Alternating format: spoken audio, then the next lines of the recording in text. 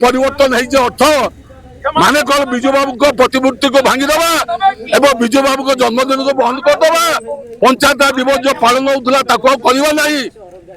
जन्मतिथि 3 दशक धरी पालित होउतिबा पंचायत राज निष्पत्ति परिवर्तन कले ये एक अपराध। फोटो आनिकी 2019 मसीहार मो पुराना फोटो आनिकी मो सहित संपर्क जोड़ापी चाहूले किंतु लोक जानिचंती से कहार लोक कहार समर्थक कि उमर ठारे महांगा बासी तरफ एक प्रतिवाद सभा अनुष्ठित होईछि। ए प्रतिवाद सभा मुख्यतः दुईटी कथा को लेकिन होईछि।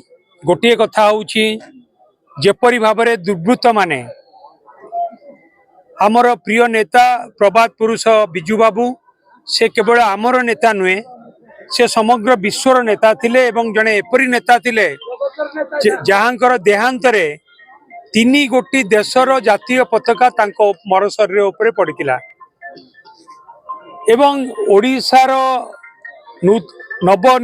ओडिशार विकास पाई से विश्वकर्मा थिले। सही परि जने महान नेता जहाँ को दल मत निर्विशेष समस्ते आदर करती सम्मान करती पूजा करती एवं 4.5 कोटी जनसाधारण को मन भितर जी रही से होचंती विजु बाबू। तांको प्रतिमूर्ति को भांगिबा तांको मुंड काटिदबा ये गोटे धर्तव्य अपराध। या उपरे इनक्वारी है कि पुलिस 3 जन को गिरफ्त करिसंती एवं किछि प्रमाण आधार रे तांको गिरफ्त करा जायछि। प्रमाण आधार रे 3 जन गिरफ्त होइछंती से माने पुलिस तदंतरे किछि प्रमाण को आधार करके गिरफ्त होइछंती एवं जो माने गिरफ्त होइछंती मु कहबा पई चाहूनी से माने कहार समर्थक का सहित रही राजनीतिक कार्यक्रम करती।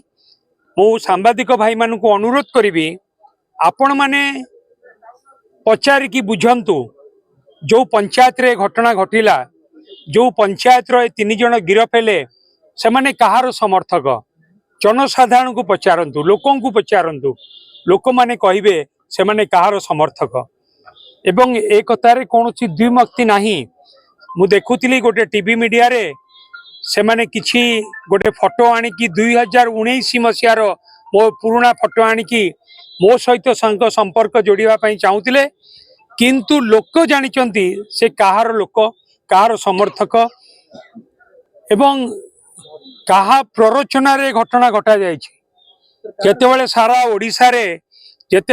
ओडिशा रे मार्च 5 पंचायत राज दिवस को घुंचाई दबा पई राज्य सरकार उद्यम करुचंती ठीक सेती बेले मार्च 5 पूर्व मार्च 4 तारीख दिन ये घटना समस्त मन भितर आघात देछि। जो मान प्ररोचना रे कथा हेछि मु चाहिबी आहुरी तदंत हवा दरकार। जो मान प्ररोचना रे हेछि सेमान को ऊपर दृढ़ कार्यानुष्ठान हवा दरकार।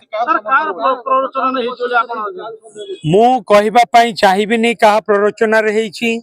सांबादिक भाई माने जानिचंती जेमती से माने किछि लोकों को लगे कि मो ना रे बदनाम करिया पई ए कथा को जोड़ुचंती।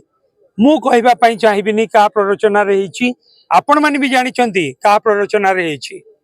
महांगावासी जानिचंती कहा प्ररोचना रे हेछि। महांगार लोक माने जानिचंती कहा प्ररोचना रे हेछि। जो पंचायत रे घटना घटिला एवं जो पंचायत रो 3 जन गिरफ्त हेले से पंचायत रो प्रत्येक लोक जानिचंती को कहा प्ररोचना रे जो माने विजु बाबू को प्रतिमूर्ति भांगिया पे साहस करचंती समान को विरुद्ध रे दृढ़ कार्यानुष्ठान ग्रहण करा जाऊ। खाली अरेस्ट कर देले चलिबो नाही। आपण मन भाबे जानिथिबे बेले बेले निर्दोषी मध्य भी जेल भीतर थाए दोषी बाहर बुलू थाए। मो जानिबारे विजु बाबू को प्रति हाथ देबार साहस साधारण लोकर नाही। जदि आज ताको प्रतिमूर्ति को भंगा जाय थाए एथिरे निश्चित गोटे अदृश्य बड़ हाथ तार अछि। ताको पुलिस दया करिकी तार अनुसंधान करंतु एवं जे प्रकृत दोषी ता विरुद्ध कार्यानुष्ठान ग्रहण करंतु ଏବଂ ଯୋଉ 8 ଜଣଙ୍କର ନାଁରେ ବର୍ତ୍ତମାନ ଅଭିଯୋଗ ଅଛି ଆଉ 2 ଜଣଙ୍କୁ ମାତ୍ର ଆରେଷ୍ଟ କରାହେଇଛି 3 ଜଣଙ୍କୁ କରାହେଇଛି ଆଉ 5 ଜଣଙ୍କୁ ଆରେଷ୍ଟ କରିବା ସହିତ ମୁଖ୍ୟ ଆସାମୀ କିଏ ତାକୁ ମଧ୍ୟ ବି ତଦନ୍ତ କରନ୍ତୁ।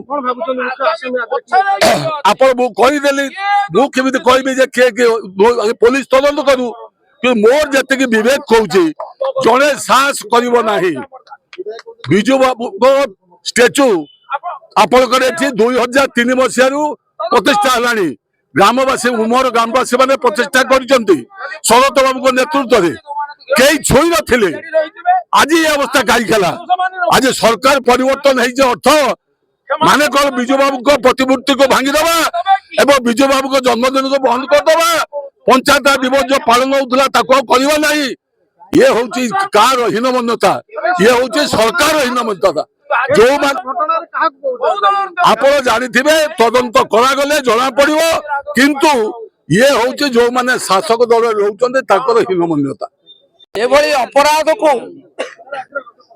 ବର୍ଣ୍ଣନା କରିବା ପାଇଁ ମୁଁ ପ୍ରକୃତରେ ଦୁର୍ବଳ। ବିଜୁ ବାବୁ ହଉଛନ୍ତି ବିଶେଷଣର ବିଶେଷଣ ସେ ଓଡିଶାର ନୁହନ୍ତି ସେ ଭାରତ ବର୍ଷର ସମ୍ପତ୍ତି ସେ ମହାନ ଜନନାୟକ ତାଙ୍କୁ ବିଶ୍ୱନାୟକ କହିଲେ ମଧ୍ୟ ଅତ୍ୟୁକ୍ତି ହବ ନାହିଁ। ତାଙ୍କ ପ୍ରତି ଅସମ୍ମାନ କଲେ ରାଜ୍ୟ ସରକାର ତାଙ୍କ ଜନ୍ମ ତିଥିରେ 3 ଦଶନ୍ଧି ଧରି ପାଳିତ ହେଉଥିବା ପଞ୍ଚାୟତରାଜ ନିଷ୍ପତ୍ତି ପରିବର୍ତ୍ତନ କଲେ ଇଏ ମଧ୍ୟ ଏକ ଅପରାଧ ଏଥିପାଇଁ ତାଙ୍କୁ କୈଫିୟତ ଦେବାକୁ ପଡିବ। ପ୍ରତ୍ୟେକ ଓଡିଶାବାସୀଙ୍କ ମନରେ ଆଘାତ ଦେଇଛନ୍ତି ତେଣୁ ସେଥିପାଇଁ ତାକୁ ଉତ୍ତର ଦେବାକୁ ପଡିବ। ଆଉ ଦ୍ୱିତୀୟରେ ଏଠି ଯୋଉ ଅପରାଧ ସଂଗଠିତ ହେଇଛି ଇଏ ଆଉ ଏକ ଅକ୍ଷମଣୀୟ ଅପରାଧ ବିଜୁ ବାବୁଙ୍କ ପ୍ରତିମୂର୍ତ୍ତି ଭଙ୍ଗା ଯାଇଛି ୟାଠାରୁ ଆଉ ନିନ୍ଦନୀୟ କଥା ଥାଇପାରେ କିଛି ଯୋଉ ବିଜୁ ବାବୁଙ୍କୁ ଓଡିଶାବାସୀ ଶ୍ରଦ୍ଧାର ସହ ସମ୍ମାନର ସହ ଭକ୍ତିର ସହ ମଥାନତ କରି ଆଦର କରନ୍ତି ଆଜି ତାଙ୍କ ପ୍ରତିମୂର୍ତ୍ତି ଭଙ୍ଗା ଯାଉଛି ଆକୁ ଯେତେ କଠୋର ଭାଷାରେ ନିନ୍ଦା କଲେ ମଧ୍ୟ ଯଥେଷ୍ଟ ହବ ନାହିଁ। ମୁଁ ନିନ୍ଦା କରୁଛି ସମସ୍ତ ଅପରାଧୀ କୁ ତୁରନ୍ତ ଗିରଫ କରାଯାଉ ମୁଁ ଦାବି କରୁଛି 3 ଜଣ ଗିରଫ ହେଇଛନ୍ତି ଧନ୍ୟବାଦ ପୁଲିସ କୁ ଅବଶିଷ୍ଟଙ୍କୁ ଗିରଫ କରୁ ଏବଂ ଆ ପଛରେ ଆଉ କିଏ ଅଛନ୍ତି ଆଉ କି ଉଦ୍ଦେଶ୍ୟରେ କରାଯାଇଛି ତାକୁ ମଧ୍ୟ ଠାବ କରନ୍ତୁ।